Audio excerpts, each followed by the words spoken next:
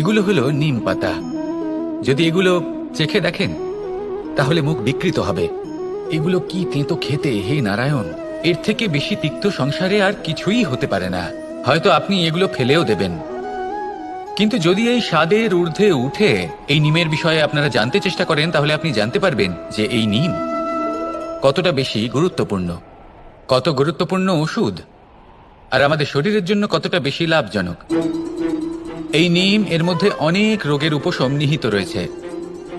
এবার জীবনে আমরা বিভিন্ন মানুষের সাথে পরিচিত হই, নেত্র দ্বারা তাদের দেখি, কিন্তু তাদের আমরা খুব একটা পছন্দ করি না। সেক্ষেত্রে আমাদের কি করা উচিত? অন্তর মন দিয়ে তাদের দেখা উচিত। ওনাদের রূপ রং নয়, ওনাদের ব্যবহার, ওনাদের গুণাবলী দেখা উচিত।